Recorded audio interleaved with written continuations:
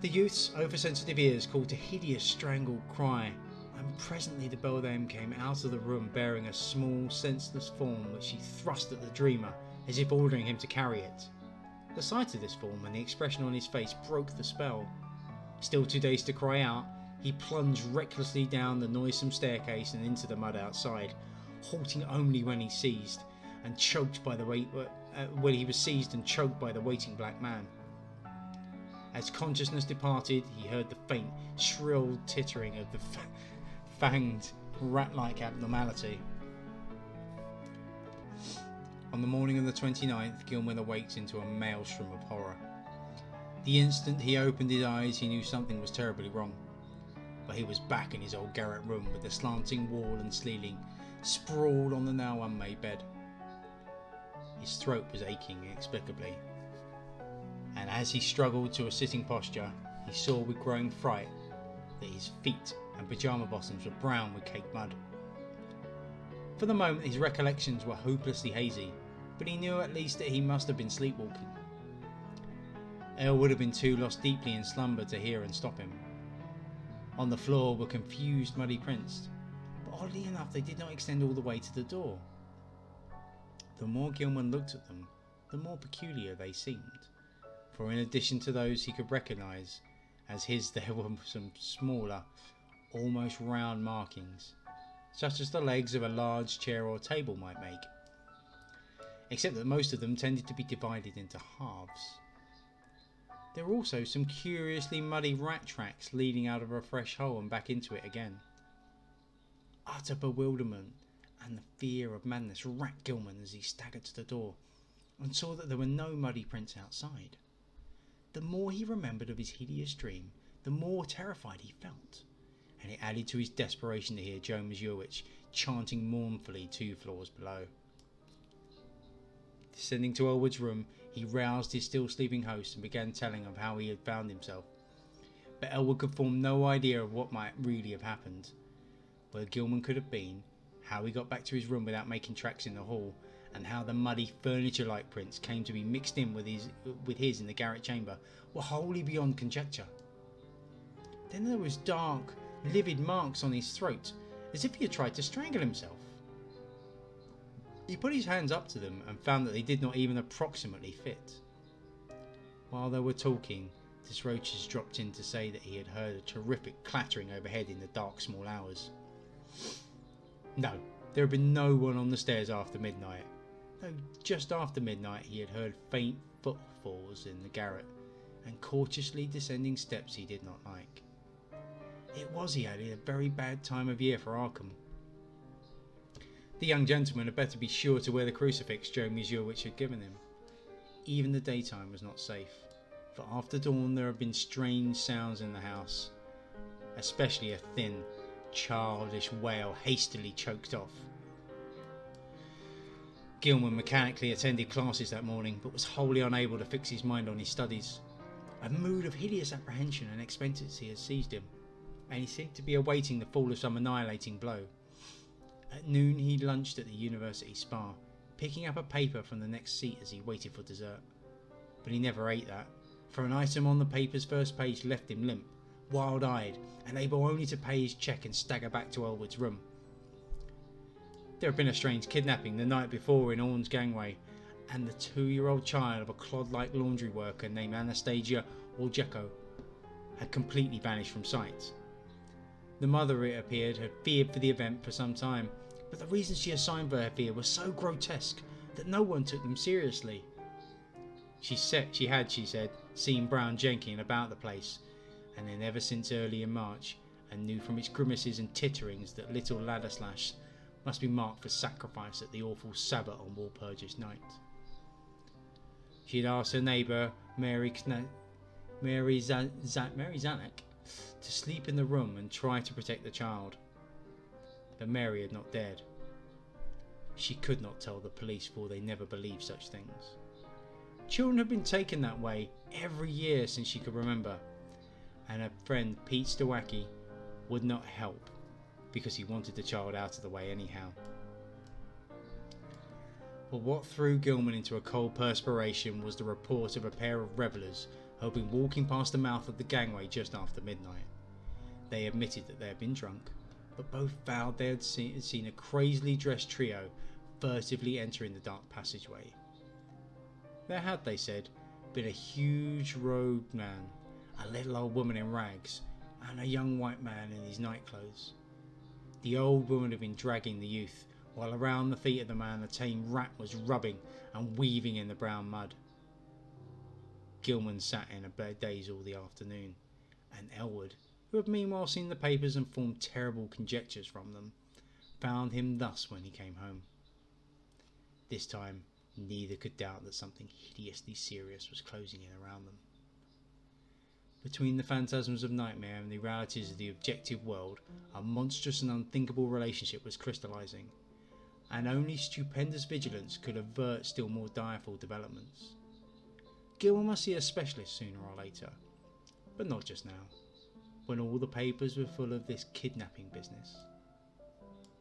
Just what had really happened was maddeningly obscure, and for a moment both Gilman and Elwood exchanged whispered theories of the wildest kind. Had Gilman unconsciously succeeded better than he knew in his studies of space and its dimensions? Had he actually slipped outside our sphere to points unguessed and unimaginable? Where, if anywhere, had he been on these nights of demonic alienage?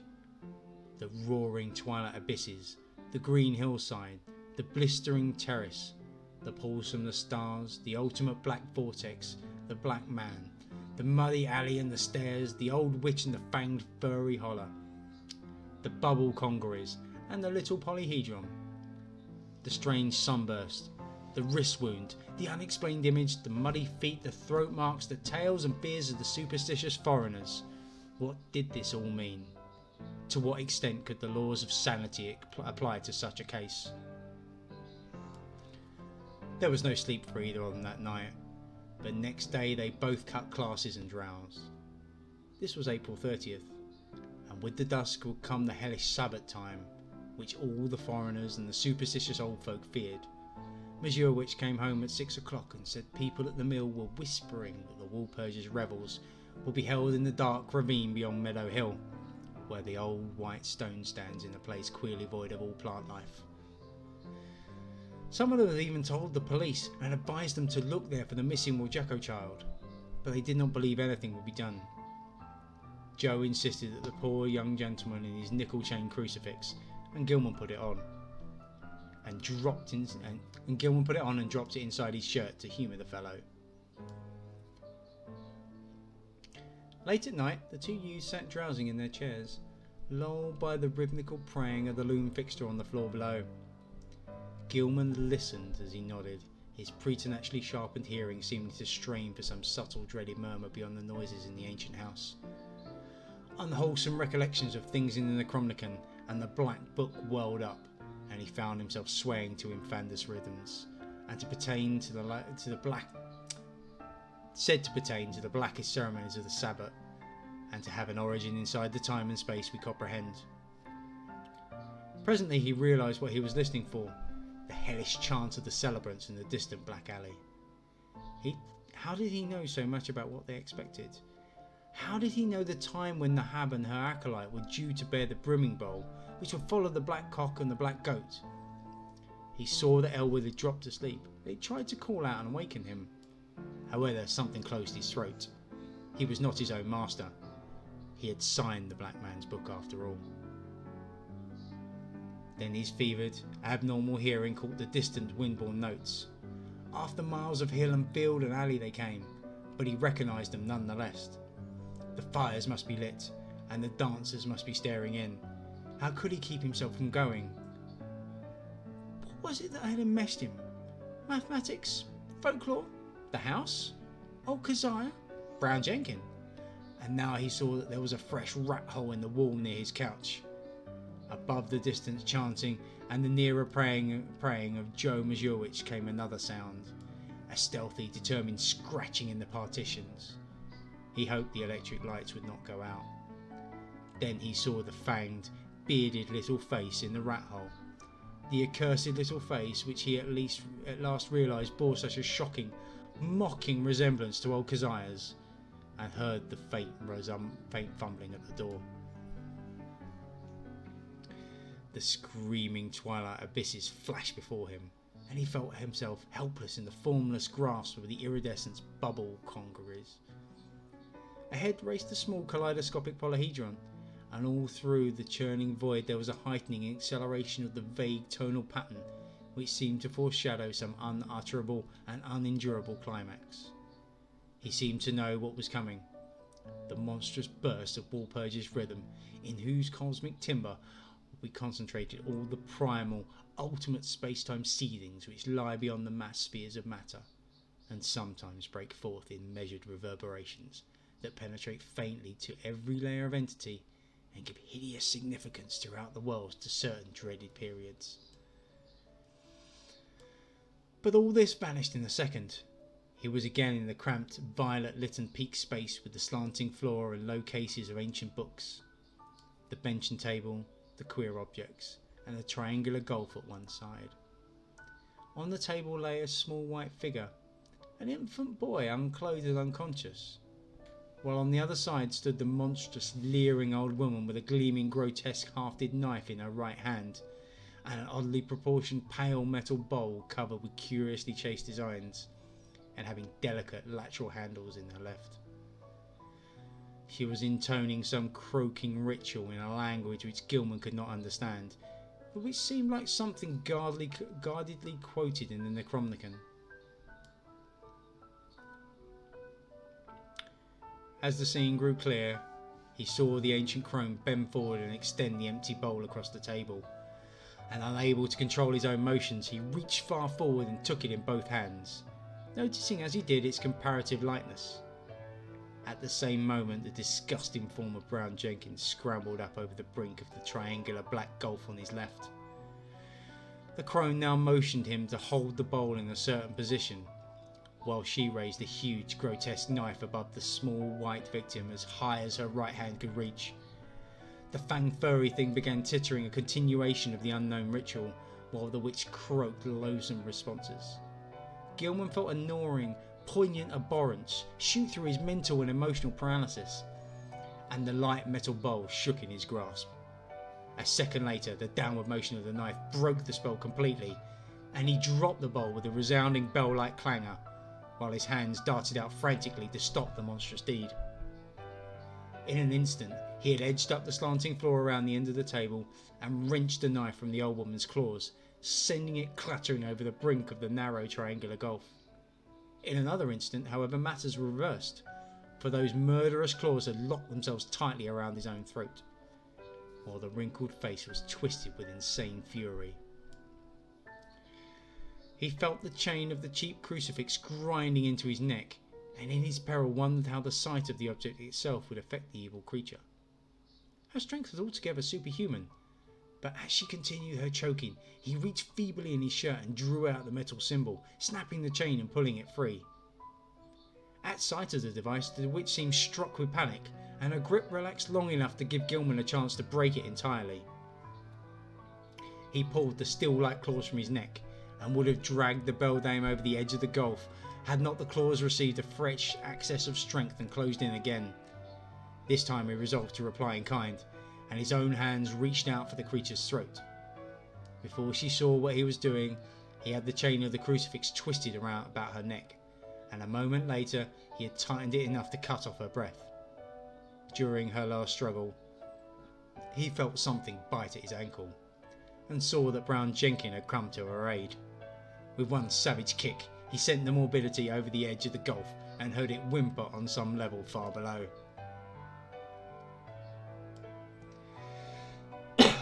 Whether he had killed the ancient crone he did not know, but he let her rest on the floor where she had fallen. Then as he turned away, he saw on the table a sight which nearly snapped the last thread of his reason. Brown Jenkins, tough of sinew and with 4 tiny hands of demonic dexterity, had been busy while the witch was throttling him, and his efforts had been in vain. What he had prevented the knife from doing to the victim's chest, the yellow fangs of the furry blasphemy had done to her wrist, and the bowl, so lately on the floor, stood full beside the small, lifeless body. In his dream delirium, Gilman heard the hellish, alien rhythm chant of the Sabbath coming from an infinite distance, and knew the black man must be there. Confused memories mixed themselves with his mathematics, and he believed his subconscious mind held the angles which he needed to guide him back to the normal world, alone and unaided for the first time. He felt sure he was in the immemorially sealed loft above his own room, but whether he could ever escape through the slanting floor or the long stopped egress was doubted greatly. Besides, would not an escape from a dream loft bring him merely into a dream house, an abnormal projection of the actual place he sought? He was wholly bewildered as to this relation betwixt dream and reality in all his experiences. The passage through the vague abysses would be frightful, for the Walpurgis rhythm would be vibrating, and at last he would have to hear that hitherto veiled cosmic pulsing which he was so mortally dreaded. Even now he could detect a low, monstrous shaking whose tempo he suspected all too well. At Sabbath time it was always mounted, and reached through to the world to summon the initiate to the nameless rites. Half the chants of the Sabbath were patterned on this faintly overheard pulsing, which no earthly ear could endure in its unveiled spatial fullness. Gilman wondered, too, whether he could trust his instinct to take him back to the right part of space. How could he be sure he would not land on that green-litten hillside of a far planet, on the tessellated terrace above the city of tentacled monsters somewhere beyond the galaxy, or in the spiral black vortices of that ultimate void of chaos wherein reigns the mindless demon Sultan Azathoth? Just before he made the plunge, the violet light went out and left him in utter blackness, the which old Keziah, Nahab, must have meant her death. And mixed with the distant chant of the Sabbath and the whimpers of Brown Jenkin in the gulf below, he thought he heard another and wilder whine from unknown depths. Joe Mazurewicz, the prayers against the crawling chaos now turning into an inexplicably triumphant shriek. Worlds of sardonic actuality impinging on vortices of febile dream. Ei Shub Niggurath, the goat with 1,000 young. They found Gilman on the floor with his queerly angled old garret room long before dawn, for the terrible cry brought Desroches and Choinsky and Dabrowski and Mazurewicz at once, and had even wakened the soundly sleeping Elwood on his chair. He was alive, and with open staring eyes, but seemed largely unconscious. On his throat were the marks of murderous hands, and on his left ankle was a distressing rat bite. His clothing was badly rumpled, and Joe's crucifix was missing. Elwood trembled, afraid even to speculate on what new form his friend's sleepwalking had taken. Mazurewicz seemed half dazed because of a sign he had said in response to his prayers, and he crossed himself frantically when the squealing and whimpering of a rat sounded from beyond the slanting partition. When the dreamer was settled on his couch in Elwood's room, they sent for Dr. Mikulski, a local practitioner who would repeat no tales where they might prove embarrassing. And he gave Gilman 2 hypodermic injections which caused him to relax in something like natural drowsiness. During the day, the patient regained consciousness at times and whispered his newest dream disjointedly to Elwood. It was a painful process, and at its very start brought out a fresh and disconcerting fact. Gilman, whose ears had so lately possessed to an abnormal sensitiveness, was now stone deaf. Mr. Mikulski, summoned again in haste, told Elwood that both eardrums were ruptured, as if by the impact of some stupendous sound beyond all human conception or endurance. How such a sound could have been heard in the last few hours without arousing all the Miskatonic Valley was more than the honest physician could say. Elwood wrote his part of the colloquy on paper, so that a fairly easy communication was maintained. Neither knew what to make of the whole chaotic business, and decided it would be better if they thought as little as possible about it. Both, though, agreed that they must leave his ancient and accursed house as soon as it could be arranged. Evening papers spoke of a police raid on some curious revellers in a ravine beyond Meadow Hill just before dawn, and mentioned that the white stone there was an object of age-long superstitious regard. Nobody had been caught, but among the scattering fugitives had been glimpsed a huge dark man. In another column it was stated that no trace of the missing child, Ladaslash Woljeko, had ever been found. The crowning horror came that very night. Elwood will never forget it, and was forced to stay out of college the rest of the term because of the resulting nervous breakdown. He had thought he heard rats in the partitions all the evening, but paid little attention to them. Then, long after both he and Gilman had retired, the atrocious shrieking began. Elwood jumped up, turned on the lights and rushed over to his guest couch. The occupant was emitting sounds of veritably inhuman nature, and as if racked by some torment beyond description, he was writhing under the bedclothes, and a great red stain was beginning to appear on the blankets. Elwood scarcely dared to touch him, but gradually the screaming and writhing subsided. By this time, Dabrowski, Choinsky, Disrochers, Mazurewicz, and the top-floor lodger were all crowding into the doorway, and the landlord sent his wife back to telephone for Dr. Mikulski. Everybody shrieked when a large rat-like form suddenly jumped out from beneath the ensanguined bedclothes and scuttled across the floor to a fresh open hole close by. When the doctor arrived and began to pull down those frightful covers, Walter Gilman was dead. It would be barbarous to do more than suggest what had killed Gilman. There had been virtually a tunnel through his body. Something had eaten his heart out. Dabrowski, frantic at the failure of his constant rat poisoning efforts, cast aside all thought of his lease and within a week had moved with all his older lodgers to a dingy but less ancient house in Walnut Street. The worst thing for a while was keeping Joe Mazurewicz quiet, for the brooding loom fixer would never stay sober and was constantly whining and muttering about spectral and terrible things. It seems that on the last hideous night, Joe had stooped to look at the crimson rat tracks which led from Gilman's couch to the nearby hole. On the carpet they were very indistinct, but a piece of open flooring intervened between the carpet's edge and the baseboard. There Mazurewicz had found something monstrous, or thought he had, for no one else could quite agree with him despite the undeniable queerness of the prints. The tracks on the flooring were certainly vastly unlike the average prints of a rat, but even Choinsky and Disrochers would not admit that they were like the prints of 4 tiny human hands. The house was never rented again. As soon as Dabrowski left it, the pall of its final desolation began to descend, for people shunned it both on account of its old reputation and because of the now fetid odour. Perhaps the ex-landlord's rat poison had worked after all, for not long after his departure the place became a neighbourhood nuisance. Health officials traced the smells to the closed spaces above and beside the eastern garret room, and agreed that the number of dead rats must be enormous. They decided, however, that it was not worth their while to hew open and disinfect the long-sealed spaces, for the feta would soon be over, and the locality was not one which encouraged fastidious standards. However, there was always vague local tales of unexplained stenches upstairs in the witch house, just after May Eve and Hallowmas. The neighbours grumblingly acquiesced in the inertia, but the feta nonetheless formed an additional count against the place. Towards the last, the house was condemned as an habitation by the building inspector. Gilman's dreams and their attendant circumstances have never been explained. Elwood, whose thoughts on the entire episode are sometimes almost maddening, came back to college the next autumn and graduated in the following June.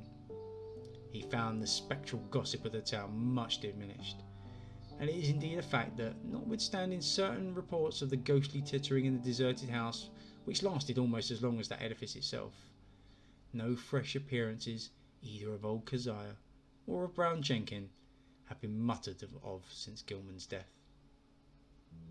It was rather fortunate that Elwood was not in Arkham in that later year, when certain events abruptly renewed the local whispers about elder horrors. Of course he heard about the matter afterwards, and suffered untold torments of black and bewildered speculation. But even that was not as bad as actual nearness, and several possible sites would have been. In March 1931, a gale wrecked the roof and great chimney of the vacant witch house, so that a chaos of crumbling bricks, black and moss-grown shingles, and rotting planks and timbers crashed down into the loft, and broke through the floor beneath. The whole attic story was choked with debris from above, but no one took the trouble to touch the mess before the inevitable razing of the decrepit structure. The ultimate step came in the following December, when Gilman's old room was cleared out by reluctant, apprehensive workmen that the gossip began. Among the rubbish which had crashed through the ancient slanted ceiling were several things which made the workmen pause and call in the police. Later, the police in turn called in the coroner and several professors from the university. There were bones, badly crushed and splintered, but clearly recognisable as human, whose manifestly modern date conflicted puzzlingly with the remote period at which their only possible lurking place, the low slant floored loft overhead, had supposedly been sealed from all human access. The coroner's physician decided that some belonged to a small child, while certain others, found mixed with shreds of brown rotten cloth, belonged to a rather undersized female of advanced years.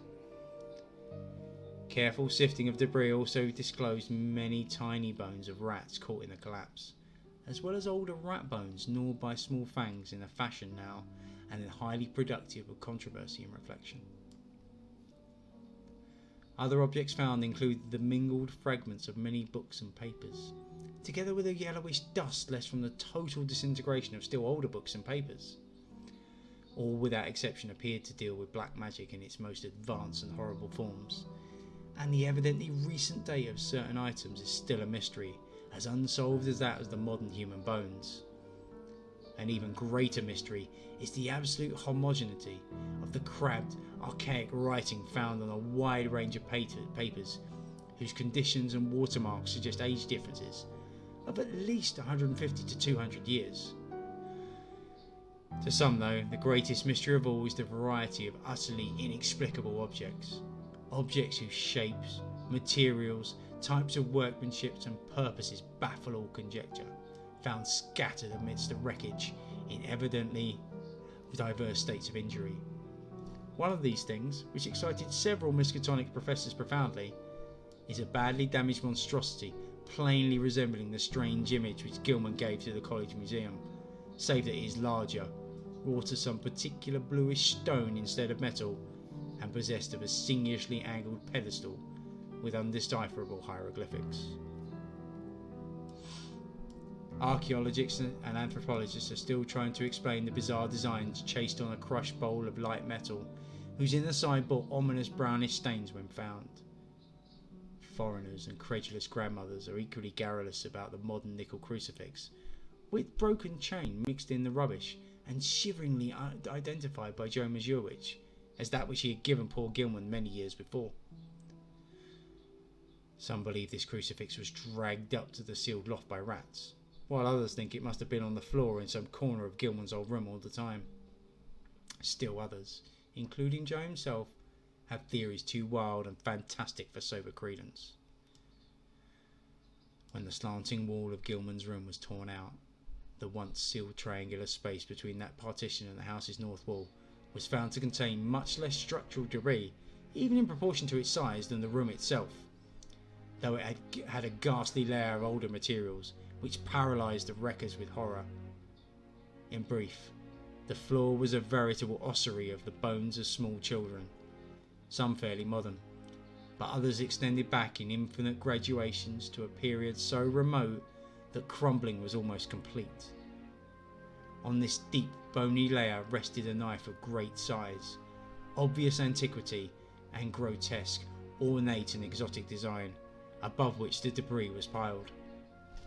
In the midst of this debris, wedged between a fallen plank and a cluster of cemented bricks from the ruined chimney, was an object destined to cause more bafflement, veiled fright, and openly superstitious talk in Arkham than anything else discovered in the haunted and accursed building. This object was the partly crushed skeleton of a huge, diseased rat, whose abnormalities of form are still a topic of debate and source of singular reticence among the members of Miskatonic's Department of Comparative Anatomy. Very little concerning this skeleton has leaked out, but the workmen who found it whisper in shocked tones about the long, brownish hairs with which it was associated. The bones of the tiny paws, it is rumoured, imply prehensile characteristics more typical of a diminutive monkey than that of a rat, while the small skull, with its savage yellow fangs, is of the utmost anomalousness, appearing from certain angles like a miniature monstrously degraded parody of a human skull. The workmen crossed themselves in fright when they came upon this blasphemy, but later burned candles of gratitude in St. Stanislas's church, because the shrill, ghostly tittering they felt would never be heard again.